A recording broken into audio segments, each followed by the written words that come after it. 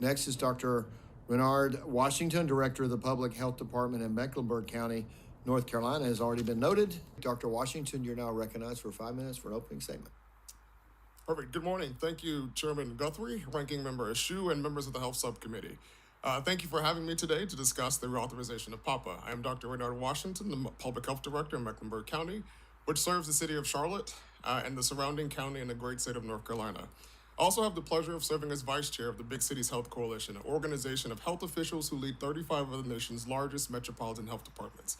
Together, we serve more than 61 million Americans and nearly 20% of the country. I'm an epidemiologist by training and bring with me more than 15 years of experience in public health at both the federal and local levels. Prior to Charlotte, I served as the Deputy Health Commissioner and Chief Epidemiologist for the city of Philadelphia.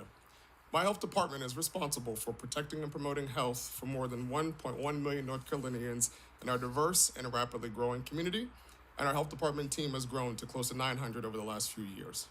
Local public health departments are on the front lines of preparing for, responding to, and supporting residents during emergencies. There are very few, if any, emergencies that don't have some impact on the public's health, and maintaining coordinated networks and preparing partners on the ground for emergencies before they happen is the only way we can respond quickly. This is a very unique role of local public health. Just last week, there was an acute public health response to the Canadian fire smoke traveling across this region. Public health departments at the state and local level were able to respond because of the work they have put into maintaining a true all-hazards response, which is critical to our nation's health. As we see the resurgence of infectious diseases like measles and polio in pockets across the country, it is clear that all-hazards preparedness must be at the forefront of our nation's public health system. And as we move out of the COVID-19 pandemic, it is a timely opportunity to take steps to improve the system using what we've learned over the last few years. To that end, I firmly believe that the reauthorization of PAHPA is a critical component for preparing for the next emergency in this country. It is essential that federal agencies have clear preparedness and response roles well in advance of an emergency. At the same time, while federal leadership and resources are vital, a top-down approach to public health is simply not sufficient. To truly function as a system, public health leaders must be involved at every level of government, local, state, and federal, and information, data, and resources must flow quickly and efficiently to and from each of those levels. Unless and until that happens, we will remain underprepared for the health and health security challenges we face. A few highlights on various PAHPA components. First, the Public Health Preparedness Program that was created after 9/11 to support preparedness infrastructure is critical to having a response-ready workforce at the local level. However, despite the increase in emerging and re-emerging infectious diseases, it's been cut by nearly 30% over the last 20 years. In Mecklenburg, we've had to increase our public health preparedness staff from 1 FTE to 3 since the start of the pandemic to meet our needs. These vital human resources, which may sound small, allow us to train clinical and non-clinical staff and maintain and implement, when necessary, local response plans for every type of hazard. Likewise, the Hospital Preparedness Program, which has also been cut by more than half over the last 20 years, prepares the nation's healthcare system to save lives during emergencies and disasters. HPP supports regional health coalitions like the Metrolina Healthcare Preparedness Coalition in our region in North Carolina. They're responsible for assessing risk and needs, providing training, and maintaining preparedness among organizations who might otherwise see themselves as competitors, or for example, like during the pandemic, deploying mobile hospitals due to the crushing demand on acute care facilities. Additionally, now is the time to authorize an adult vaccine program akin to the Vaccines for Children program. As we learned from the pandemic, a comprehensive vaccine infrastructure is needed to protect Americans against both known and emerging infectious disease. During the Mpox response, we received no federal support at the local level for vaccine administration, but our department, successfully like others, mobilized partnerships with LGBT+ community and social organizations to contain the situation. On the other hand, our progress during COVID was only possible because vaccine cost was not a barrier for our residents. Finally, and most importantly, as an epidemiologist, it is critical that we have timely, accurate, and actionable data at the local, state, and federal level. Our systems for early detection and surveillance need upgrading and modernizing. CDC must collaborate with other HHS divisions and partners across all levels of government to strengthen our public health data systems with better technologies and leveraging both the private sector knowledge and expertise. From the perspective of local health departments, CDC absolutely must have the authority to effectively collect and coordinate public health data necessary to serve its mission. We are collectively tasked to make million, billion, and even trillion-dollar decisions with the current framework for collecting and sharing public health data that results in fragmented and inconsistent reporting to CDC and to the state and local agencies. Expanded data authority for CDC will allow for more complete and timely data sharing to support decision-making at the federal, state, and local levels. In closing, I want to emphasize that a well-functioning public health system is pandemic preparedness and must be well-resourced at all levels of government before, during, and after emergencies. Diseases and disasters don't recognize city, county, or state boundaries, and across the nation, each community is only as prepared as its weakest neighboring community. Thank you. What does it look like to strike the necessary balance between a return to normalcy, which we all seek, crave really, and maintaining adequate preparedness for the next public health crisis? And how can we achieve this in PAHPA reauthorization? Certainly. So I think we are, the most important thing is we've learned a ton of lessons in COVID, and we made a lot of investments in COVID. Many of those investments are short-term and term-limited, and many of them come in various mechanisms, and they're fragmented in a lot of different ways. And so it's really important for us to recognize that we did all that for a reason, because the emergency required us to do it, and we needed those things to respond. And so shame on us to not have a system in place already for the next emergency, which could come next month or later this year. And so we need to, us in public health, we must maintain that emergency posture. We must have preparedness plans. We must be in place. Currently, we don't receive direct funding for many of our preparedness initiatives. Much of that goes directly to the state and then eventually comes to us from the state. As you can imagine, that's tons of administrative burden that it takes to get funding from the feds to the state to us.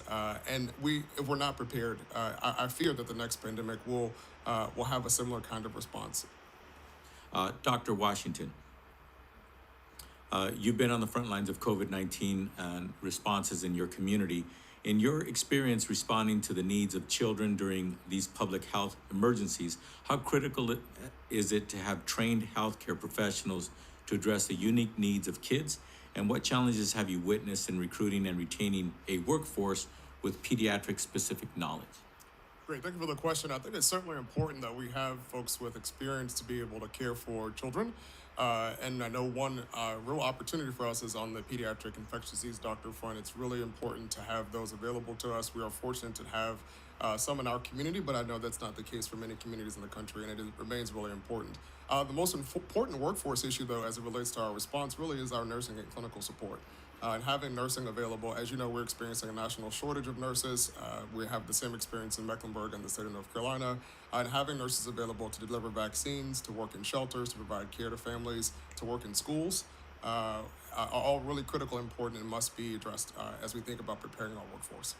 Thank you. To what extent would something like pediatric toolkits, which would include, for example, equipment, training modules, and pediatric dosages of therapeutics help to handle a surge capacity for children during a crisis? So I think toolkits are really important guidance documents to help clinicians and non-clinician settings to be able to provide care for children during emergencies. I think back to COVID, where we had to have guidance documents for child care facilities, for example, where you have non-clinical staff working to serve and care for kids every day. Having appropriate guidance for those individuals to be able to care for those kids while experiencing a pandemic is so critical to our response. Thank you. Dr. Washington, in your testimony, you speak about the need to build a more robust, interoperable data and analytic public health system. How can the federal government support the efforts to build out a national data infrastructure for all hazards, hurricanes, wildfires, tornadoes, not just pandemics, that is capable of efficiently sharing important public health information among providers and federal, state, and local agencies? Certainly, thank you for that question. It's so essential that we have a reliable data system. I akin it to being a pilot or without data on wind or weather, right? And trying to fly a plane. I don't think any of us would get on a plane without the pilot having that information to make decisions. And so I feel like our public health system has got to have the same kind of infrastructure in place to be able to make decisions, not just at the federal level, but also at the state and local levels. And we've got to make intentional investments in those systems that exist both at the federal level, state, and at the local level, and it has to happen at all three levels. We can't just have a federal system. We can't just have data systems at the state level. We've got to all have access to information that can flow very quickly so that we're not making decisions a month later from the information that we have in front of us. And so I think it's so vital.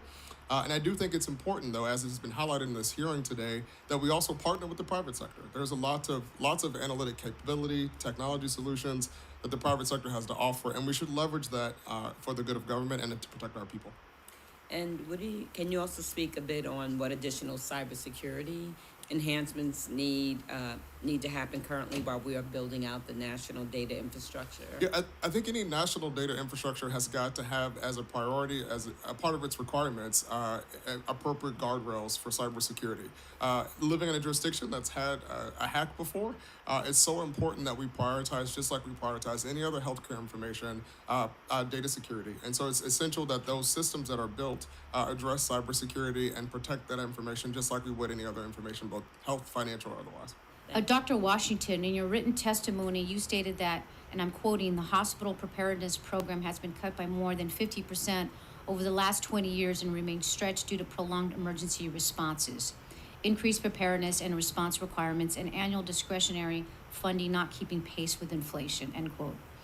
As the only source of federal funding for healthcare system readiness, I'm concerned that the stagnant funding will decrease the ability of local hospitals to serve all the patients who need care during emergency or disaster. What are the practical implications and or limitations of stagnant funding for the hospital preparedness program, and is there more Congress can do to help? So I think there are tons of implications specifically for being ready to go. As we saw during COVID, our acute care facilities were literally crushed with demand. Our emergency departments had waits that were extending well beyond 10 to 12 hours. And the ability to be able to care for people in a timely fashion was almost impossible. One of the things that our Preparedness Coalition did, that's funded by HPP in Mecklenburg and our region, was to mobilize our mobile hospital. We can't just purchase a mobile hospital in real time for an emergency. We have to have those things ready to go. They have to be well maintained, and they have to be ready to activate as quickly as we need to be able to respond and provide care to folks. And so increasing investments in the preparedness of our healthcare systems is really, really important, and we haven't kept up. And so we need to catch up in order to be able to make sure we stay prepared. Great.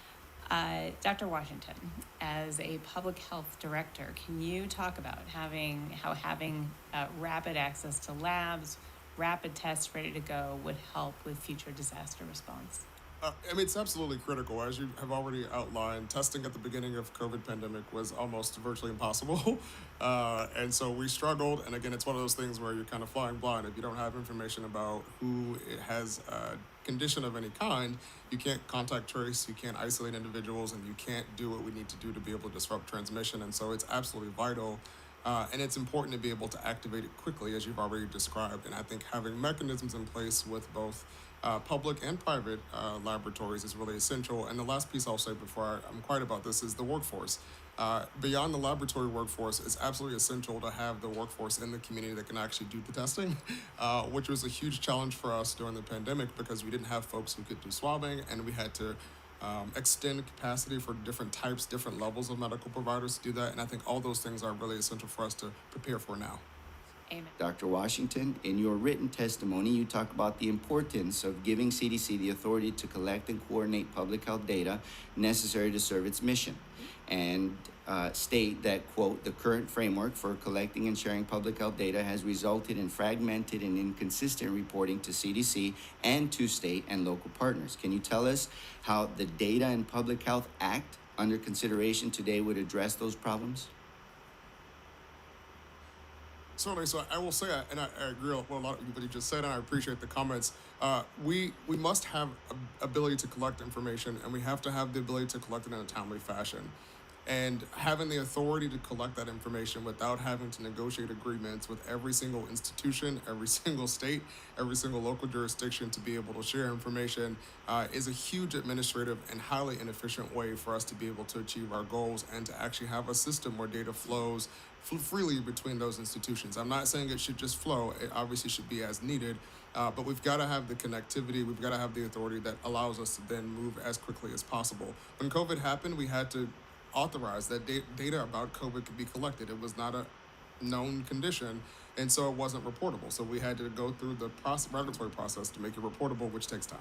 You know, we often talk about the importance of the CDC being able to collect data from state and local health officials, but often lost in that discussion is the importance of two-way data sharing. Not simply CDC collecting the data, but also being able to share data to the folks on the ground. Dr. Washington, can you tell us how this kind of data sharing for you at the city level can help public health officials navigate through the various stages of a public health emergency like COVID or Mpox? It's absolutely essential. So I'll take Mpox as an example. So CDC allocated vaccines to jurisdictions based on the disease burden in their communities. If the data that they're making those decisions on is not real time and up to date. For example, we had a couple of cases, but within a matter of a few weeks, that went from a couple of cases to almost 100. And so the decision, and we didn't get enough vaccine to be able to respond on the ground because they were using data that was out of date. And so it's really important for us to have access. One last question. I spoke about the importance of adequate investment in public health and updating our public health data system. What barriers did you face that would be addressed simply by investing in new data system technologies? So the reporting to the public, for one, was a great example where people were not receiving information. We had 3 different numbers from local, state, and federal partners in terms of what the disease burden was. And that's why we have to have that chain that flows up and down between us all at the same time. Thank you.